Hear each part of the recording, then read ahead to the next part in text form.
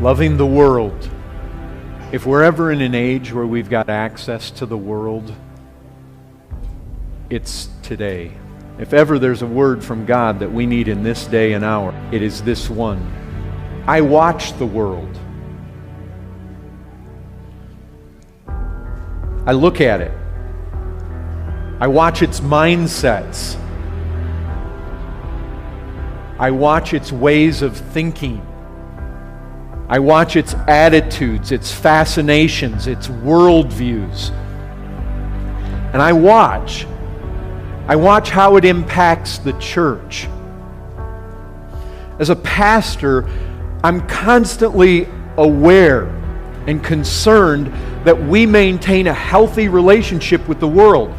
If we're a church that is carrying out the mandate of the risen Christ to go to the nations, to touch this world with the gospel, you know what's going to happen? I recognize what's going to happen. If we are an evangelistic church and if we're taking the gospel out, guess where we got to go? We got to go into the world. And guess what happens when you go into the world? You rub shoulders with the world. And the more we are supposed to be in contact with this world. But I understand this. There is a balance. There is a balance that we have to maintain. We have to remove ourselves from the world, not be of the world, not be tainted by the world's mindsets, and yet at the same time we need to be in the world, and we need to be salt and light in that world. We need to be touching it, and yet not embracing its ways.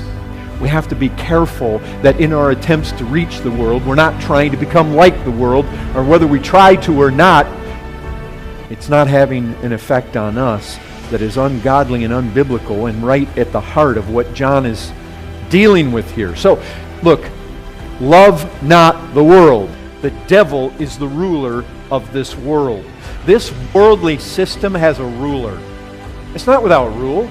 It has structure. It has order. There are principalities and powers. There are evil dominions that are set up and structured. There are rulers. The chief ruler is the devil himself. There is order. There is design. There is a system that is designed all around us that is anti-God. It should not surprise you when the world attacks Christ or truth or Christians. It's organized to do just that. That's what Scripture tells us. John 16:11, the ruler of this world is judged. 1 John 4:4, little children, you're from God, you will overcome them. For he who is in you is greater than he who is in the world. The devil is not only said to be the ruler of this world, he's in the world. He and all of his hordes and his ranks, they're all over. 1 John 5:19, we know that we are from God. The whole world lies in the power of the evil one. He's got power. He rules over it, and he's got power in his rule.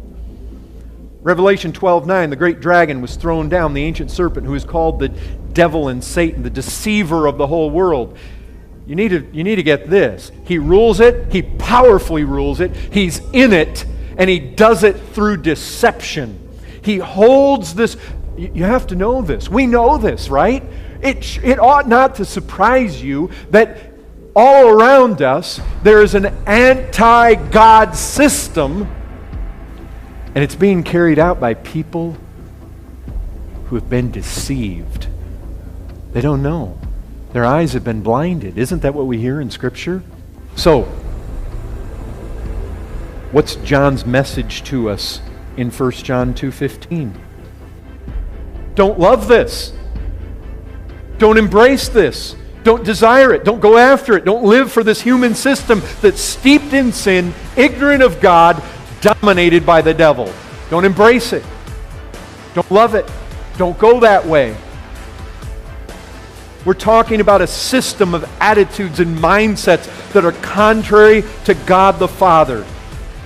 Notice verse 15 again. Do not love the world or the things in the world. If anyone loves the world, notice this. You have something here that is mutually exclusive. The two can't go together. If you love the world, the love of the Father is not in him. And the love of the Father here is very clearly speaking about our love for God, the Father. Our love for him, not his for us. I say it's clear because the love of the Father is opposite to an individual's love of the world. Both of these are about what we love. Whether we love the world or whether we love the Father. Love for the Father and love for the world are two loves that are at odds with each other. They don't go together.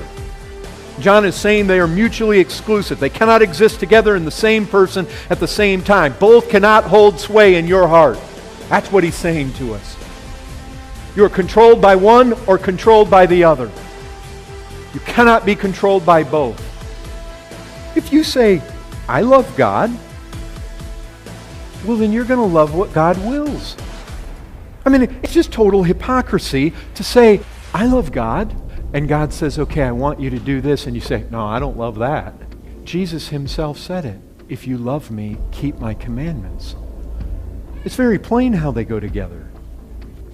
So let's put all this together. When John commands us to not love the world, he has in mind the system of mankind organized in rebellion against God, and he has specifically in mind the attitudes of this system. Don't take them on yourself. Don't embrace those attitudes. To love the world is, by John's definition, to love what is opposed to God. Do you all see that? Love for the world and love for the Father are incompatible. So, Christians, here we are. I mean, think about this. Jesus does not say, build yourself monasteries and convents. He doesn't tell us that. He says, go. Where are we going? You know where we're going? We're going right out there where all these mindsets and attitudes are prevalent, hold sway, where they're controlled by the devil, and he is energizing these very attitudes. That's where he sends us. But then he also say, he that is with us is greater than he that's in the world. Well, we don't go out alone. Did he not say, lo, and I will be with you always to the end of the world? You see, we go with him. Still, we need the instruction. Don't love the world, neither the things that are in the world. We're in the world, we're not of the world. And this is battle. We need to be in that world, but other than the world. Not like that world.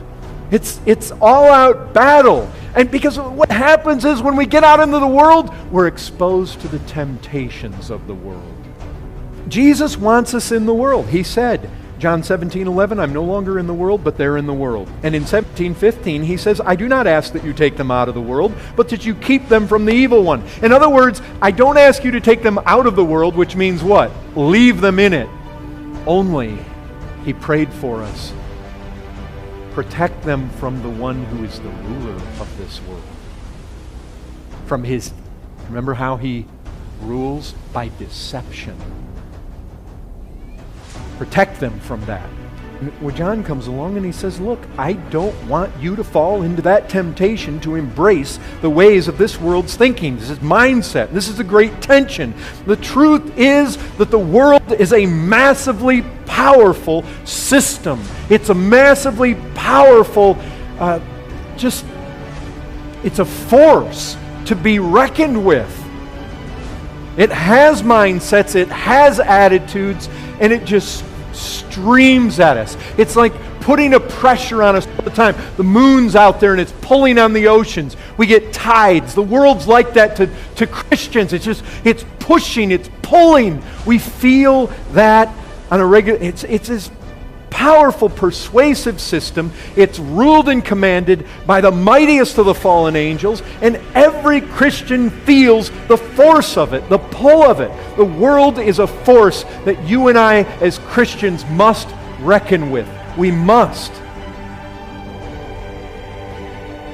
It comes at us. Look, You want to epitomize the world. You want to know where the world speaks at us loudly. What are its channels? Where do its influences come at us? When we're talking about an evil system that is anti-God, by and large, every single movie that comes out of Hollywood is controlled by this system. They control Hollywood. Those little harmless movies that you think Disney makes, they are meant to brainwash your children with certain mindsets. And you better believe it. If you're not discerning enough to see it, you need to get some biblical discernment. They have an agenda. There is a message in those movies. They are not harmless. The world is seeking to pour its attitudes into our ears and eyes all the time. They by and large control the media. By and large, this system that is satanically controlled, that we define as the world, it's out there. There's control. The newspapers, almost all politics. If you think Republicans are the saviors of this world, again, you need discernment. It's anti-God. We need to be careful. We don't need to withdraw from the world, but you need to be wise and discerning. You say, well, you're saying that. You say politics. You say television. You say the movies. You say radio is this world that John's talking about. How do we know that? Ladies and gentlemen, all you have to do is look at the anti-God agenda. That ought to be clear to you. It is this system that is against God. Some of you are well aware of the quote attributed to Martin Luther that goes something like this: if I profess with the loudest voice and the clearest exposition every portion of truth of God except precisely that little point which the world and the devil are at that moment attacking, I am not confessing Christ, however boldly I may be professing Christianity. Where the battle rages, the loyalty of the soldier is proved. And so be steady on all the battlefield besides is mere flight and disgrace to him if he flinches at that one point. Listen, the world has an agenda.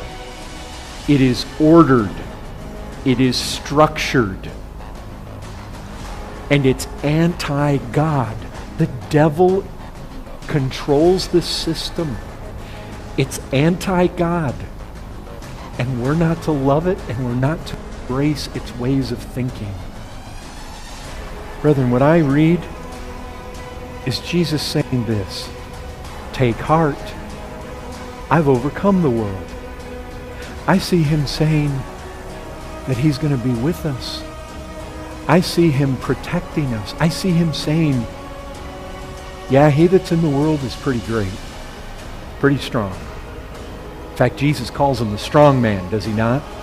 He's strong. But he that's in the world does not compare to he who is with us.